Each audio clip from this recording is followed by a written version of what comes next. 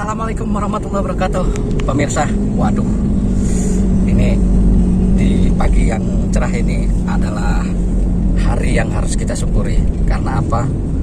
Kan kita juga nggak tahu kan namanya hidup ini sampai kapan, ya kan? Dan nggak ada satu orang pun yang tahu kapan dia kelar hidupnya.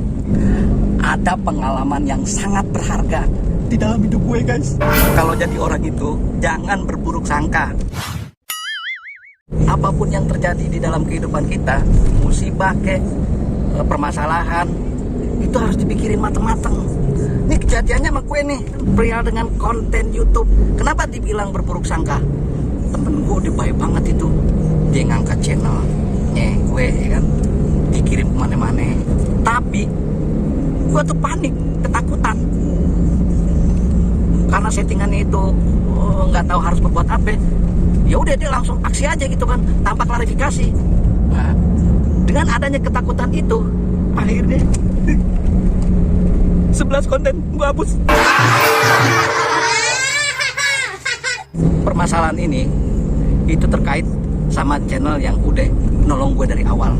Channel yang gue maksud, yang membantu gue itu adalah channel DP. Lo cek deh tuh channel DP itu modelnya kayak apa, sama Saujana channel.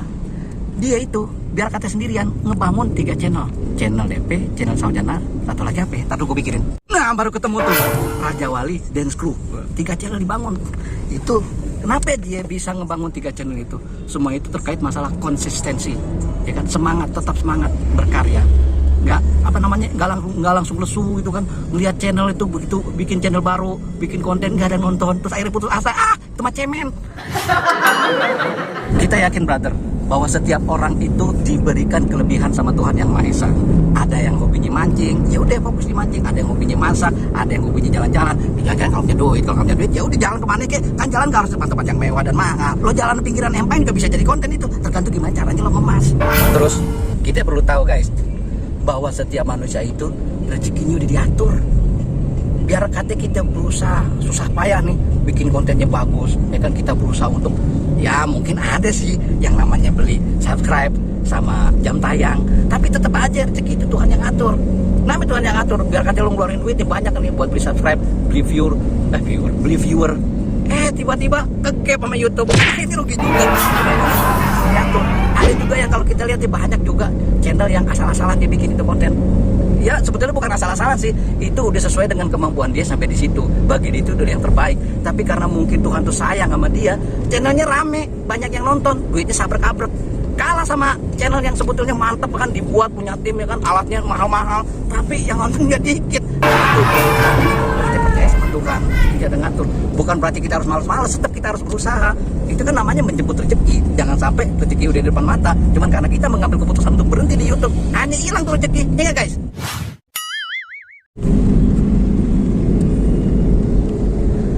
Gimana perjalanan umrohnya ke sana itu? Kesan dan kesannya? Kesan sih luar biasa ya, alhamdulillah. Intinya kalau Tahu. Yang nanya kayak bego nih. Kesan dan kesan. Pesan dan kesan. Mungkin kesan dulu baru pesan kali ya. Kesan gimana kesannya? Kesan jika saat kita umroh di sana ya, itu pengalaman banyak banget dapet di sana yang di luar nalar juga gitu. Kadang-kadang kan orang berpikir di sana itu tempat pembalasan saat kita di perbuatan kita di sini seperti apa, di sana akan dibalas. Itu sebenarnya tidak. Ustaz pun juga berbicara seperti itu, tidak. Intinya kalau kita memang niatnya baik dan sering berbuat baik sama orang, di sana akan selalu dimudahkan. Contohnya ketika saya cuma ngebatin ketika mau, kan pada posisi itu saya ketika umroh tangan habis operasi ya, patah. Sangat sekali susah untuk megang Ka'bah ya di sana. Ketika kita umroh itu kan habis tawaf itu sangat ramai sekali, apalagi nyium Hajar Aswad itu sangat susah ya. Saya cuma ngebatin, ya Allah, seandainya aku bisa megang Ka'bah ini, mudahkanlah jalanku. Ketika itu saya pagi tawaf wada mau meninggalkan Ka'bah itu Pak Ustadz ngomong, siapa yang belum megang Ka'bah? Saya, Pak Ustadz. Kenapa? Tangan saya susah karena habis operasi, tangan saya patah, besok kita megang Ka'bah. Benar Pak Ustadz? Benar. Insya Allah, yang penting yakin. Dan itu saya beriring-iringan jalan sangat mudah sekali. Jalan yang tadinya sangat sulit rapet, tiba-tiba dimudahkan itu beloknya. Dan megang tuh gampang sekali, dan kita berdoa di sana. Ya itulah sahabat-sahabat kita, saudara-saudara kita langsung kita doakan yang mudah-mudahan yang belum bisa diberangkatkan umroh bisa umroh, yang lagi sakit semoga diberikan kesehatan. Ya, amin.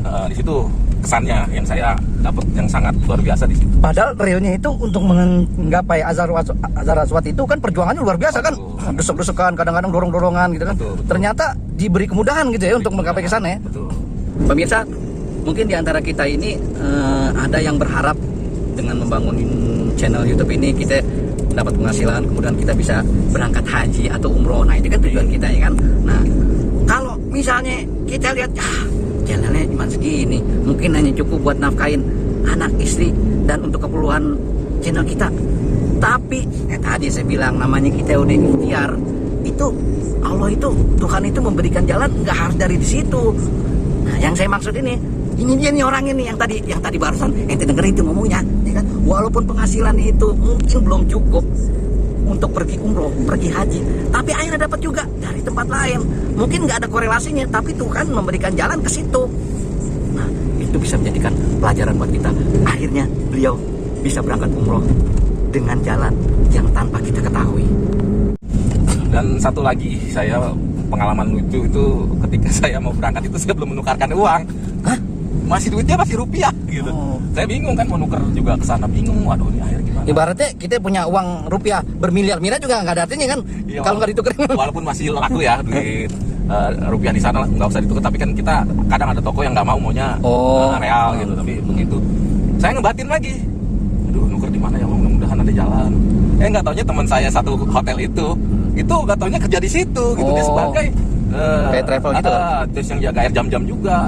Nah akhirnya dia nggak taunya sebagai manajer, dia bawa uang tuh nuker-nukerin duit. Ya, alhamdulillah akhirnya saya nuker langsung ke beliaunya itu dengan jalan, dia lagi sambil dudukan rokokan atau mau nuker uang bang. Alhamdulillah tuh dimudahkan. Jadi insya Allah kalau kita selalu berbuat baik, selalu nolong orang, nanti di sana akan selalu dimudahkan dari nolong orang juga. Itu pengalaman, kesan dan pesan saya ketika saya umroh di sana. Terus katanya kalau ngelihat Ka'bah itu kebanyakan nangis yang ngeliat Ka'bah itu gimana tuh awalnya itu? Saya waktu pertama ngeliat Ka'bah nggak nangis. Nangis ya kan? Kesan saya tuh bahkan sampai ditanya sama beliau yang memberangkatkan saya, kok kenapa kamu nangis? Rata-rata orang tuh pertama kali melihat Ka'bah tuh banyak kan menangis gitu. Terus beliau, mungkin ini perjalanannya beliau kata bapak yang bimbing lah. Terus gimana? Terus begitu saya lanjutkan, saya masih belum kena. Saya mengikuti kegiatan rangkaian ibadah umroh pada saat itu, saya ikuti. Tapi ketika saya waktu mengedit video ya, namanya kita kan konten kreator tuh sering edit video. Saya waktu itu ngeliat video umrohnya seseorang gitu, yang saya lihat ternyata kemegahan di sana, rasanya tuh sampai menyentuh dada saya gitu, hati saya. Saya mengucap, wahai ya Allah, kapan hambamu ini bisa berangkat sana gitu. Ingat itu kejadian gitu. Kejadian itu. Ketika itu apa yang saya lihat di video yang saya bikin itu sama melihat apa yang saya lihat langsung di sana. Di situ saya nangis terseguk-seguk. Apa yang Pak Edi lihat waktu itu? Jadi apa ngelihat yang Bapak lihat Ka'bah waktu itu? dan menara di sana itu sama apa yang saya lihat ketika saya buatkan video. Saya mengucap kapan saya berangkat sini, sama persis apa yang saya lihat itu. Saya menangis terseguk-seguk bahwa mukjizat Allah itu tiada tara. Ketika kita yakin, kita mengucap, insya Allah Allah akan mengabulkannya. Itu janji Allah. Makanya subhanallah, kalau kita mengucap, insya Allah ucapkanlah doa yang baik-baik terhadap seseorang, itu insya Allah akan terkabul untuk niat baik kita ke orang itu. Terutama juga untuk doa diri sendiri dan keluarga ya. Nah itu yang terutama itu juga.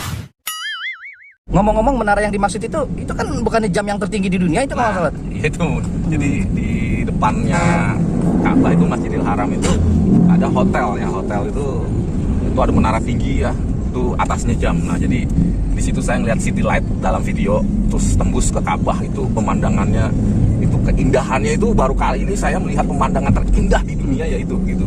Biasa saya ke gunung, ke alam, tapi gitu saya melihat itu sampai merasuk ke kalbu saya, itu sampai merinding saya ngeliat itu. Makanya saya sampai mengucap, ya Allah, panggillah hambamu ini untuk berangkat ke sana. Itu saya tersentuhnya di situ dan keajaiban itu terjadi, dan alhamdulillah kami berangkat ke sana juga gitu. Dan padahal kami juga ya ibaratnya kita penghasilan untuk ke sana itu mungkin kalau untuk ini ya agak ada sih, ya. Cuman mungkin kita punya kebutuhan yang lain ya kan. Tapi dengan jalan ya Allah, kita diberikan jalan seperti itu. Ada yang menggerakkan jalan untuk berangkat ke sana gitu. Ibaratnya gini, kita kan punya niat, kita nabung untuk berangkat ke sana, ternyata kita punya keperluan lain. Tapi begitu ada orang yang memberangkatkan kita, kan itu kan luar biasa kan. Ternyata tidak semua orang bisa mendapatkan momen seperti itu. Ngomong-ngomong masalah yang tadi jam tertinggi, itu Arab Saudi membuat itu karena ternyata di dunia ini hitungan jam yang 00 itu 00 itu berada di titik di Mekah itu, Arab Saudi. Makanya kerajaan Arab Saudi itu membangun jam terbesar dan tertinggi di dunia itu, ya kan ya? Betul. Pengalaman saya di Mekah ya seperti itu, dan di Madinah pun juga alhamdulillah ketika kami ke makam Baginda Rasul itu juga dimudahkan juga gitu dengan langsung dan tidak ada hambatan. Ketika orang bersusah payah juga berbondong-bondong ngantri-ngantri, kita langsung masuk. Ya, alhamdulillah kita bisa sholat di sebelahnya makam Rasulullah. Kemudian pesannya apa nih? Pesan saya ya, selagi kita bisa berbuat baik dalam keadaan apapun, kadang kita dalam kesusahan, apalagi kita dalam susah bisa membantu orang, itu sangat luar biasa ya. Jangan kita di atas kita baru bisa hanya membantu gitu. Di saat kita sukses baru kita bisa bantu, jangan. Di saat kita lagi keadaan apapun, lagi susah pun kita bisa membantu orang, itu sangat luar biasa. Nah, itu akan merasakan efeknya ke kita juga gitu. Kita hati tenang dan nanti kita akan juga insya Allah dimanapun pasti orang akan berbuat baik kepada kita juga. Itu sih pesan saya, kalau selagi kita bisa berbuat baik, ayo kita berbuat baik.